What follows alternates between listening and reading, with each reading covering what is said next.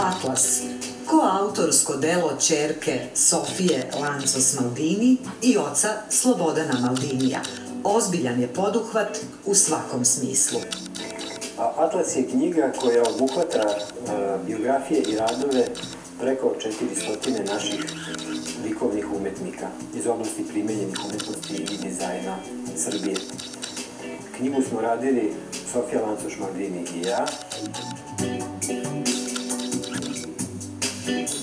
Izrada knjige je trajala proteklih 9 meseci. Od februara meseca, kada smo objavili vest da prikupljamo materijale za knjigu, pa do jula meseca kada je ta knjiga ušla u štampu i evo sada je ona praktično doživjela i svoju promociju.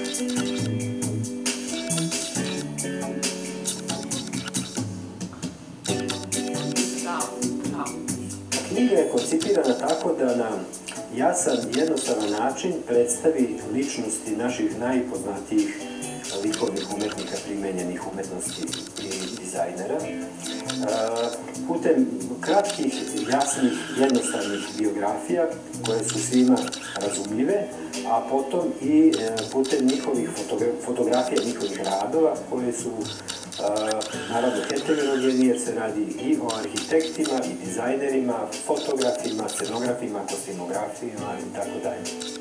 Rođeni Rimljanin Slobodan Maldini, priznati pisac i teoretičar arhitekture. Odličan je poznavalac arhitekture italijanske renesanse, a doktorsku disertaciju radio je u oblasti arhitektonske enciklopedistike. Sarađivao je sa Oljom Ivanjicki, Aleksandrom Derokom, Bogdanom Bogdanovićem, Mustafom Musićem.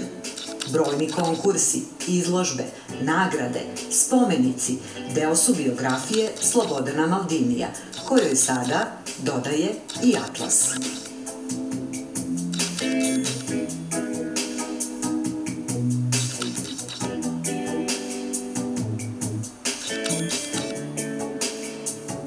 Moj posao u Atlasu je bio da prikupim materijale, da obradim njihove materijale, da naučim ko su i šta su ti umetnici. Radila sam total dizajn knjige koji je obuhvatao sve celine od arhitekture, pa sve do dizajna, grafičkog slikarstva, mozaika, kostima, scenografije, pa sve do multimedijalne umetnosti i fotografije.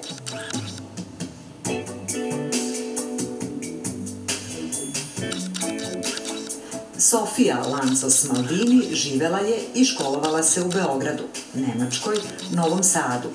Studira arhitekturu i već 5 godina radi u projektnom birovu Maldini. Profesionalno je aktivna na polju fotografije, arhitekture i grafičkog dizajna. Gospođica i gospodin Maldini dugo su se dvoumili da li biti ili ne deo Atlasa. Odlučili smo se da stavimo i tato i mene u knjizi, obzirom da je tata već duže vreme se bavi knjigama i piše knjige, već 30 godina, a ja sam mladi dizajner, umetnik koji još nije afirmisan dovoljno, ali obzirom da sam odradila ovako veliki posao, bilo je bitno da znaju ljudi ko je na njima radio. Da li zato što je gospodin Maldini arhitekta ili zato što ova umetničko-tehnička disciplina u sebi sadrži puno detalja koji nam život čine lepim, tek najviše pažnje u Atlasu posvećeno je baš arhitektama.